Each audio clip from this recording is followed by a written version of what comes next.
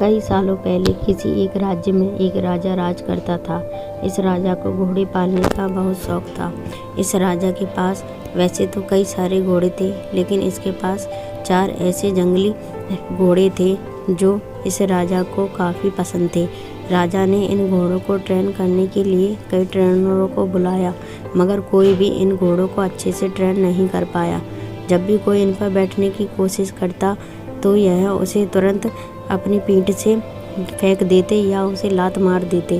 राजा को घोड़े प्यारे बहुत थे, इसलिए ट्रेनरों को सख्त वार्निंग दी जाती थी कि इन पर जोर जबरदस्ती ना की जाए, यानी कि इन्हें मारा पीटा ना जाए। कई महीने निकल गए, मगर कोई भी ट्रेनर घोड़ों को अच्छी तरह से ट्रेन करने में सक्षम नहीं हो पाया। तब राजा ने अपने राज्य में ढिंढोरा पिटवाया कि जो भी व्यक्ति इन घोड़ों को अच्छे से ट्रेन कर देगा उसे बहुत बड़ा इनाम दिया जाएगा। कुछ दिनों बाद एक युवा ट्रेनर राजा के पास आया। राजा ने अपनी शर्त की घोड़ों की ट्रेनिंग बिना मारपीट होनी चाहिए, ऐसा उस युवा को बताई। युवा ने राजा की शर्त मान ली और अपनी तरफ से भी राजा के सामने 2 शर्तें रख दी।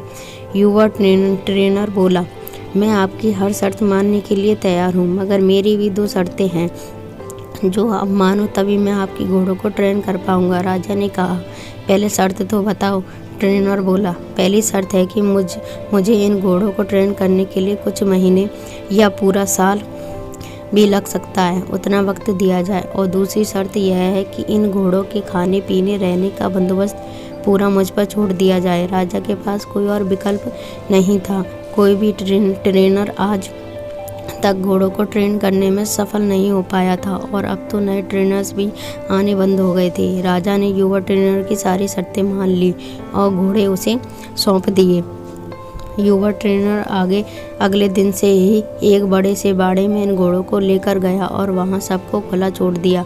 ट्रेनर बाड़े के किनारे किनारे दौड़ने लगा। फिर दौड़ते दौड़ते थकने के बाद यह युवा ट्रेनर वहीं बाड़े में लेट गया।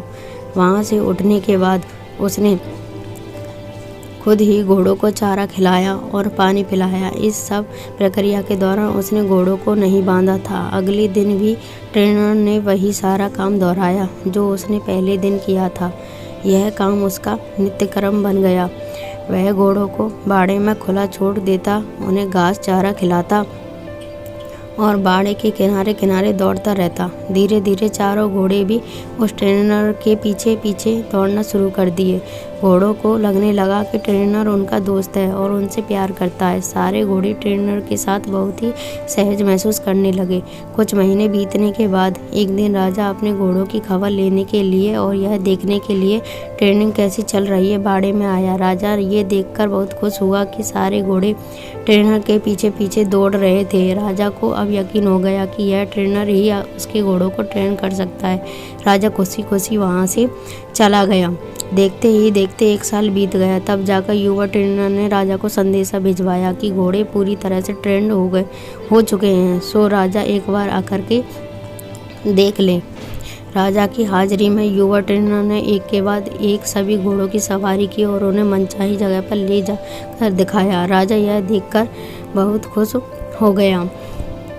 राजा ने युवा ट्रेनर से पूछा कि मुझे तुम बताओ कि तुमने यह कैसे किया। युवा ट्रेनर ने राजा को सारी बात समझाते हुए कहा, मैंने सबसे पहले इन घोड़ों को अपनापन महसूस कराया।